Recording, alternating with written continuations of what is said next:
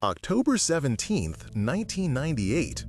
A small town in Maple Creek went silent after a single photograph was taken.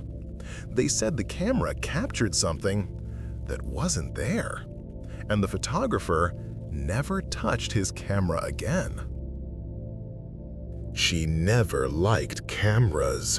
She said they stole something you couldn't get back. Her name was Eleanor Gray, and the last photo ever taken of her wasn't supposed to exist. It was a quiet night in Maple Creek, Minnesota, the kind of small town where nothing ever happens until it does. Ethan Cole was a young photographer known for capturing beauty, not grief. He believed the world was made to be photographed, the clouds, the light, the faces, everything. Everything except death. But that night, death called him anyway. A wealthy family had just lost their mother. They wanted one last portrait before she was buried. Ethan hated this part of the job. He said it felt wrong to capture someone who would never open their eyes again. But he went. The house was silent, the kind of silence that feels heavy. Even the candles flickered too slowly. He set up his camera beside the coffin. The woman's face was pale, peaceful, and yet somehow still watching.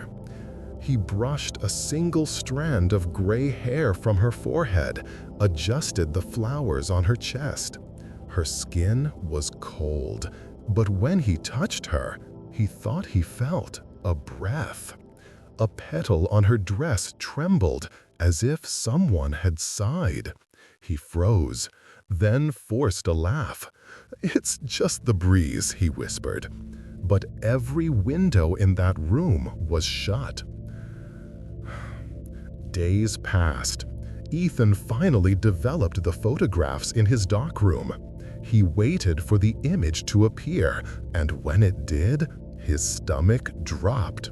The woman's face was gone, completely covered, not by light, not by shadow, but by a dark, heavy veil, a black shroud that hadn't been there when he took the picture. Every photograph showed the same thing, every single one. He checked his camera, the chemicals, the lighting. Everything was perfect, except what he saw.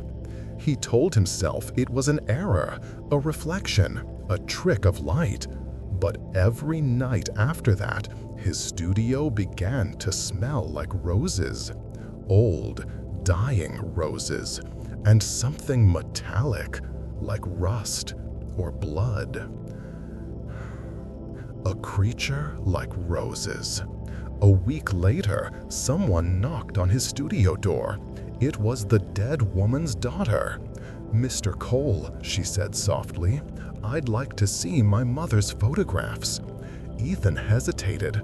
"They didn't turn out right," he said. "You might not want to." But grief doesn't wait for permission.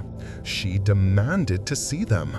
When he finally handed her the prints, her hands began to shake. "There was nothing over Mother's face," she whispered. "No," Ethan said quietly, "there wasn't. I touched her face myself." Tears filled her eyes. "She never allowed anyone to take her picture," she said. "She used to say, 'No one will ever see my face. Not in life, not in death.'" Ethan looked down at the veil in the photograph and whispered, "She kept her word, didn't she?"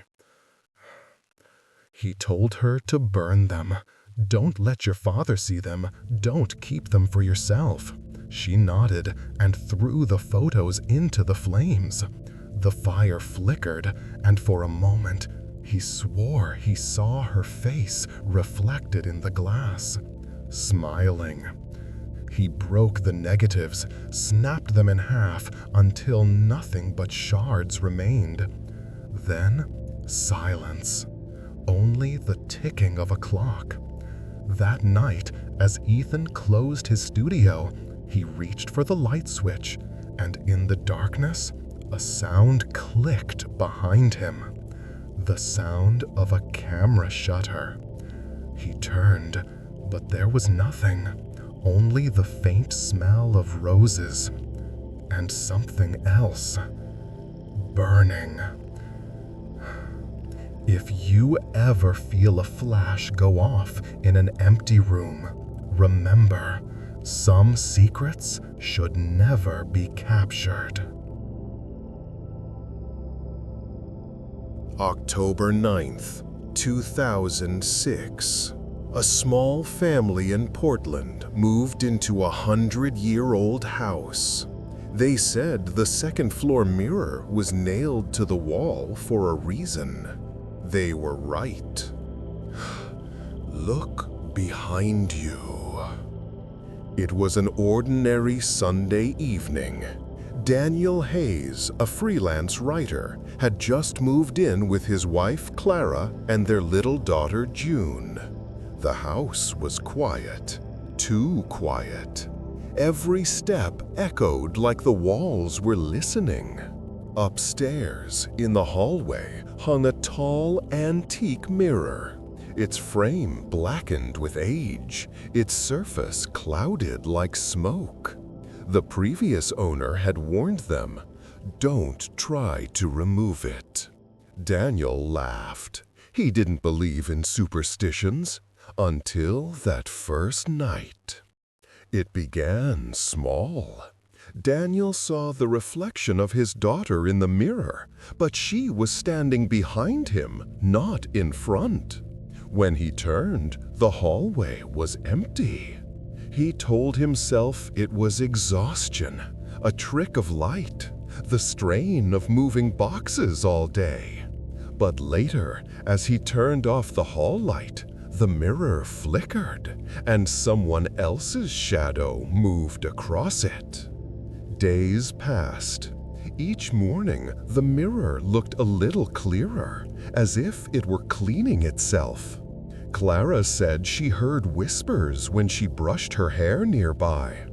June started waving at it, like someone waved back. Daniel decided to cover it with a sheet.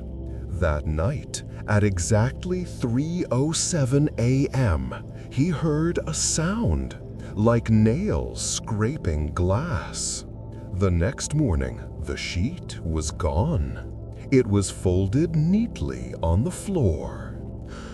Daniel set up his camera to prove he wasn't losing his mind. He aimed it at the mirror, hit record, and left it running overnight. When he watched the footage, the mirror shimmered. For 5 seconds, a pale woman's face appeared, staring straight into the lens. Then she smiled. The timestamp on the video read 3:07, exactly the same time the noises always came.